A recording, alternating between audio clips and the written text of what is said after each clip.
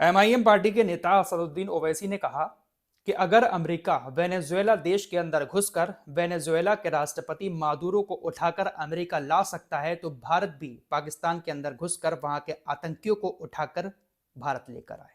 56 inch का सीना रखने वाले मोदी जी को ऐसा करना चाहिए और पाकिस्तान में घुसकर वहां के आतंकियों को गिरफ्तार करके भारत लाना चाहिए। असदुद्दीन ओवैसी ने यह बात क्यों कही है और वेनेजुएला का मामला क्या है, आइए विस्तार से इसको समझने की कोशिश करते हैं। शायद आप लोग अब तक ये खबर कहीं ना कहीं सुन चुके होंगे कि वेनेजुएला के राष्ट्रपति मादुरो को अमेरिका उठाकर ले गया है।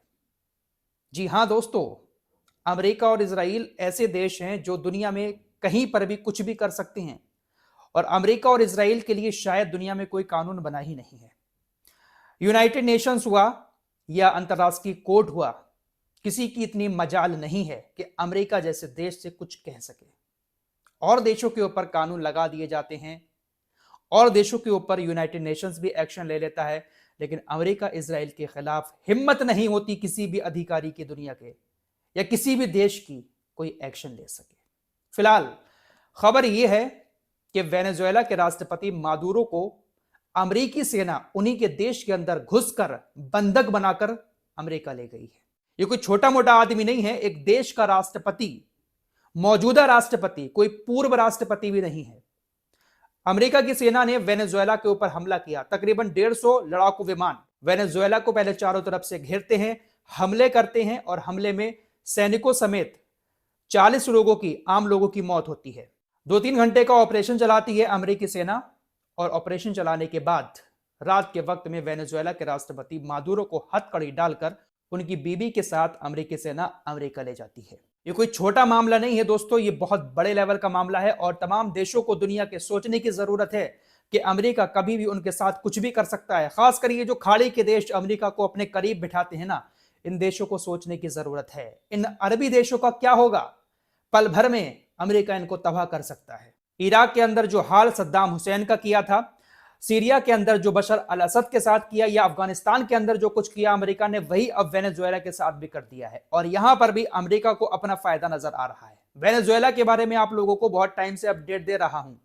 वेनेजुएला एक ऐसा देश है जहां पर कुदरती चीजों की भरमार है।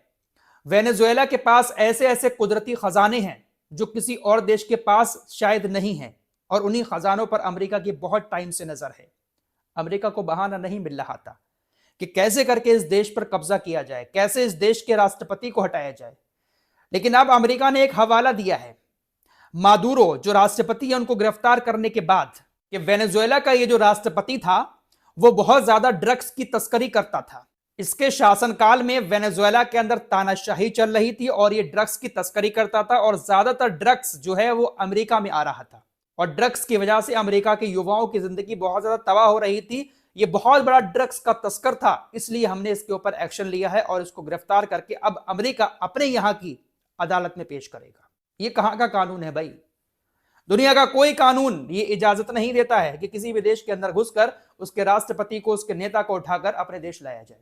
दुनिया का कोई ऐसा कानून नहीं है, ना तो यूनाइटेड नेशंस में, ना ही किसी अदालत में। लेकिन अमेरिका सारे कानूनों को तोड़कर ऐसा करता है और उसको कोई रोक भी नहीं पाता है। क्या अब दुनिया के अंदर एक नई जंग शुरू हो गई है? क्या मादुरो का साथ देने कुछ और देश आएंगे? जी बिल्कुल नहीं। शायद ही कोई ऐसा देश हो जो खुलकर अमेरिका के सामने आए, वेनेजुएला के सपोर्ट में अमेरिका के खिलाफ कोई एक्शन ले। निंदा बहुत सारे देशों ने की है, रूस ने निंदा की है, ईरान ने निंदा की है, चीन ने निंदा की है और भी जो देश हैं जो अमेरिका इजराइल के खिलाफ रहते हैं उन तमाम देशों ने निंदा की है और बहुत बड़ा अपराध बताया है, लेकिन कोई भी देश खुलकर सामने नहीं आएगा। ये आज की दुनिया की हकीकत है। इंसान आज के वक्त में सिर्फ अकेला है। अगर उसको लगता है कि मेरे साथ बहुत सारे दोस्त हैं तो ये बेवकूफी है। जब बुरा वक्त आता है तो कोई भी साथ नहीं देगा। वैसे हमारा देश का मीडिया ये खबर चला रहा है कि उत्तर कोरिया का जो तानाशाह जिसको कहते हैं किम जोंग उन, उनकी तरफ से कहा गया है अमेरिका को धमकाते हुए कि आप मेरे दोस्त मादुरो को उसकी पत्नी के साथ छोड़ दें वरना विश्व युद्ध के लिए तैयार रहें। हालांकि हमने इसको काफी सर्च किया तो ऐसा कोई ऑफिशियली बयान तो उत्तर कोरिया की तरफ से हमें दिखाई नहीं दिया, लेकिन हमारा देश का मीडिया कुछ इस तरह के आर्टिकल लिख रहा है किम जोंग उन को लेकर।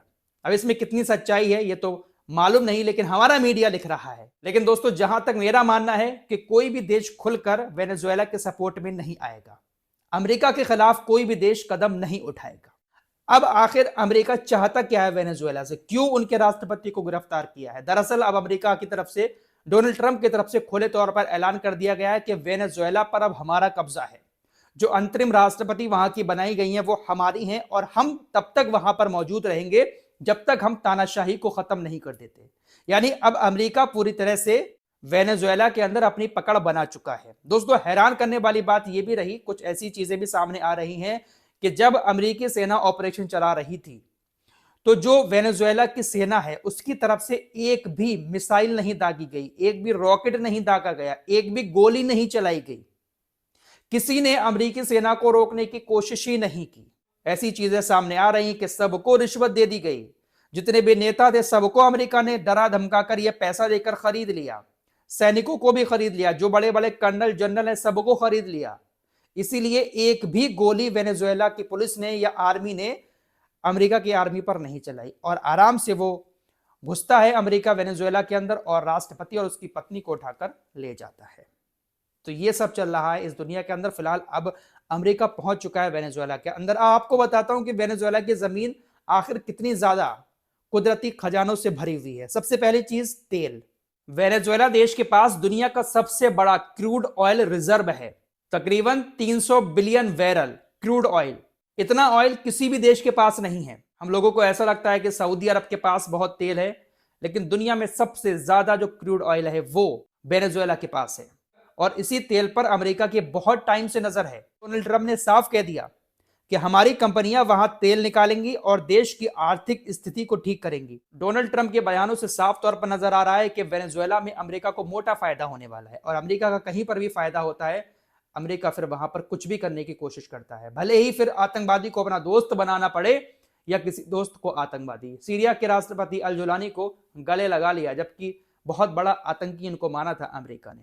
बशर अल असद को हटा दिया सीरिया के राष्ट्रपति अल जुलानी ने, तो उसको गले लगा लिया अमेरिका ने। तो आप यहां से अंदाजा लगा सकते हैं कि दुनिया में आतंक कहां से पनप रहा है। फिलहाल वेनेजुएला के पास तेल के अलावा सोना भी है, लोहा भी है, गैस भी है। ये बात तो आप जानते ही होंगे कि हर चीज जमीन के अंदर निकलती है, चाहे लोहा हुआ, चाहे गैस हुई, चाहे तेल हुआ, सोना चांदी जो कुछ भी है वो जमीन के अंदर से ही निकलता है। नेचुरल गैस रिजर्व की बात करें तो वेनेजुएला के पास तकरीबन 200 trillion cubic feet natural gas है।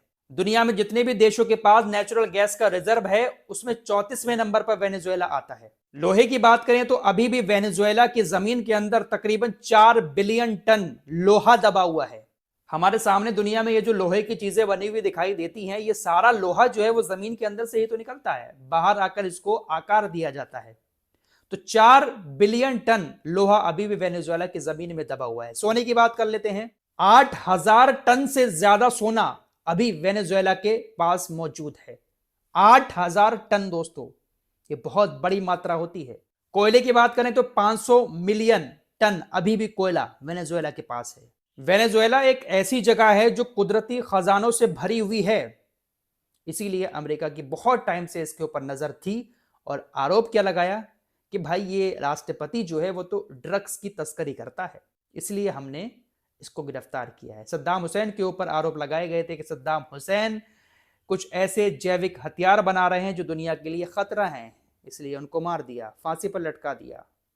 उनको भी अपनी अदालत में पेश किया था अमेरिका ने और सजा सुनाई थी फांसी की। ऐसे ही बशर अल असद, इनका भी तख्ता पलट कर दिया और कहा कि ये भी कुछ हथियार बना रहे हैं। तो अमेरिका की नज़र जिसके ऊपर भी पड़ जाती है अमेरिका उसको नहीं छोड़ता है, चाहे फिर वो कितना भी सगा दोस्त ही क्यों ना हो। फिलहाल इन्हीं सारे मामलों को लेकर असदुद्दीन ओवैसी ने मोदी जी से कहा है, एक भाषण देते हुए कहा मादुरो की गिरफ्तारी के बाद।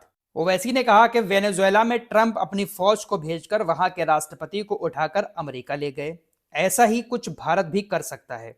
असदुद्दीन ओवैसी ने पीएम मोदी का नाम लेकर कहा कि मोदी जी, हम आपको कह रहे हैं कि 26/11 आतंकी हमले करने वाले, चाहे वो मसूद अजहर हो या लश्कर तैयबा का जालिम शैतान, आपका 56 इंच का सीना हो तो उन्हें उठाकर भारत ले आओ। अगर ट्रंप कर सकता है तो क्या आप कम हैं? जब वो कर सकते हैं तो आपको भी करना पड़ेगा, क्योंकि मोदी ने कहा था अब की बार ट्रंप सरकार। असदुद्दीन ओवैसी ने मुंबई के अंदर एक सभा को संबोधित करते हुए ये बातें कही हैं। वैसे ओवैसी की बात से आप लोग कितना सहमत हैं कमेंट बॉक्स में ज़रूर बताएं। फिलहाल बांग्लादेश वाला जो मैटर मैंने आपको कल बताया था, बांग्लादेश के अंदर जो कुछ हुआ, उसके बाद शाहरुख खान ने अपनी टीम में एक खिलाड़ी को ले लिया। फिलहाल अब उस खिलाड़ी को रिलीज कर दिया है बीसीसीआई के कहने पर। तो अब जो वर्ल्ड कप होने वाला है जो भारत के अंदर है, बांग्लादेश की टीम शायद अब भारत में ना खेले, और यह फैसला बांग्लादेश क्रिकेट बोर्ड की तरफ से लिया जा रहा है। बांग्लादेश क्रिकेट बोर्ड आईसीसी को भी पत्र लिख रहा है और बीसीसीआई को भी पत्र लिखने की बात कर रहा है, और शायद अब बांग्लादेश के जो मैच हैं वो भारत के अंदर ना होकर श्रीलंका के अंदर खेले जाएं। तो पाकिस्तान, उसकी टीम तो हमारे देश में खेलती ही नहीं थी, और अब बांग्लादेश भी शायद हमारे यहाँ पर कभी मैच नहीं खेलेगा। तो इस तरह की चीज़ों से क्रिकेट पर भी बहुत बड़ा असर हमारे देश के अंदर अब पड़ना शुरू हो चुका है। फिलहाल इस रिपोर्ट में इतना ही। कुछ और खबरों के साथ फिर हाजिर होऊंगा। अपना ख्याल रखिएगा। अल्लाह हाफिज़।